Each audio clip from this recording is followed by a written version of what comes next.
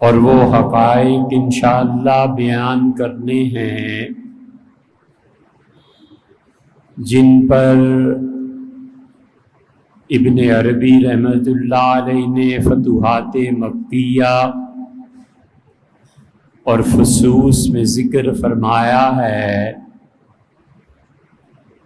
اور مولانا روم نے اپنی مثنوی میں جس فلسفے کو مولانا روم نے اپنی مثنوی میں جس فلسفے کو لکھا ہے، امت میں جو عرفاء ہیں، جو فلاسفہ ہیں، جو بڑے لوگ ہیں، انہوں نے جن امور پر بحث کی ہے، اب انشاءاللہ کئی ہفتوں تک اب یہی باتیں چلیں گی۔ دو باتیں جو بنیاد ہیں اس محل کی، ایک تو یہ ہے کہ اگر یہ مباحث آپ کی سمجھ اور عقل سے اوپر کے درجے میں ہوں تو آپ ہمیں نہ سنیں۔ حضور صلی اللہ علیہ وسلم نے فرمایا کہ اگر تم لوگوں سے وہ بات کرو گے جو ان کی عقل سے بالا ہوگی تو کیا تم یہ چاہتے ہو کہ لوگ اللہ اور اس کے رسول صلی اللہ علیہ وسلم کو جھوٹا کہیں؟ یہ حدیث سیدنا علی رضی اللہ عنہ کی روایت ہے، اور مفہوم اس کا یہ ہے کہ اگر سوچنے سمجھنے کی اور تعلیمی صلاحیت کسی انسان میں نہیں ہے اور اس نے اپنی زندگی کسی اور میدان میں گزاری ہے اور تم اس کے سامنے وہ فلسفہ بیان کرو جو اس آدمی کی سمجھ سے باہر ہے، تو تم چاہے کتنے ہی حق پر ہو، لوگ ناسمجھی کی وجہ سے اسے جھٹلائیں گے، اور جب جھٹلائیں گے تو در حقیقت وہ اللہ اور اس کے رسول صلی اللہ علیہ وسلم کی تکذیب کریں گے، اور اس کا گناہ تم پر آئے گا۔ کلم الناس بقدر عقولہم، لوگوں سے اتنی ہی بات کرو جتنی ان کی سمجھ۔ یہ وہ بڑی حکمت کی بات ہے جو رسول اللہ صلی اللہ علیہ وسلم نے ارشاد فرمائی ہے، اور سیدنا علی رضی اللہ عنہ بھی یہی کہتے تھے۔ ایک طرف یہ حدیث ہے اور دوسری طرف یہ مشکل بھی ہے کہ ہم اگر ابن عربی، مثنوی، فرید الدین عطار، جنید بغدادی اور ان جیسے بڑے عرفاء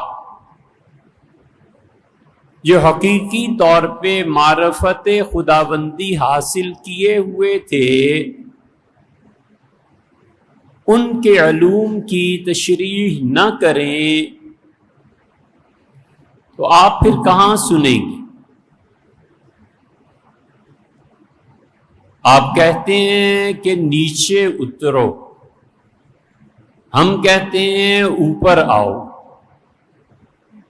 آپ کہتے ہیں کہ وہی قصے سناؤ جو ہوتے ہیں، ہم کہتے ہیں ان قصوں کو چھوڑو اور حقائق کی دنیا میں آؤ اور سمجھو کہ علم کیا ہے، اللہ کی معرفت کیا ہے۔ آپ کہتے ہیں کہ سبرنگ ڈائجسٹ پڑھو، اور ہم کہتے ہیں کہ مولانا روم کی مثنوی پڑھیں. آپ جتنی مثالیں بھی کر لیں، لیکن ایک حقیقت ہے کہ انشاءاللہ ہفتوں اب یہی باتیں ہوں گی. تو کوئی بچہ آپ اسے نیوٹن کی تھیوری سمجھائیں تو لوگ کہیں گے پاگل ہو، کس کو سمجھا رہے ہو؟ اور بچہ کہے گا کہ نیوٹن کے لاز بالکل خراب ہیں. اردو کا پیپر جب بچوں کو دینا پڑتا ہے کہ سودا کب پیدا ہوئے اور کب وفات ہوئی اور غالب کب جیے اور کب مرے اور میر کب دنیا میں آئے اور کب تشریف لے گئے، تو ایک مصیبت ہوتی ہے. کہتے ہیں یہ شاعر نہ پیدا ہوتے اور ہو گئے تھے تو کم سے کم نصاب میں نہ آتے. اس لیے اگر اتنی مشکل ہو اور یہ عمارت کی بنیاد سمجھ میں نہ آئے تو پھر کہیں اور چلے جانا چاہیے. نہ وقت ضائع ہو، نہ اسلام پہ اعتراضات پیدا ہوں، اور نہ ہی ان اللہ کے بندوں کو جنہیں معرفت الہیہ حاصل تھی ان پہ جھوٹ کا الزام لگے. اور دوسری بات بالکل ایک فکرے میں کہنی ہے، اگر آپ میں سے کسی کو سمجھ آ جائے تو بہت اچھا ہے، کہ جو کچھ بھی آپ سے جمعے میں بیان کیا جاتا ہے، یہ اس کے علاوہ بھی ہم بعض ریکارڈنگز کراتے ہیں، اس میں اسے بالکل اس ملک کی سیاست سے دور رکھنا. بس ہمیں اس پیمانے پہ مت تولنا، اس کی طرف بالکل دھیان نہ دینا. اگر یہ سمجھنا ہے وہ دنیا کوئی اور ہے، اور جس دنیا کی تشریحات ہم آپ سے کر رہے ہیں یہ کوئی اور ہے.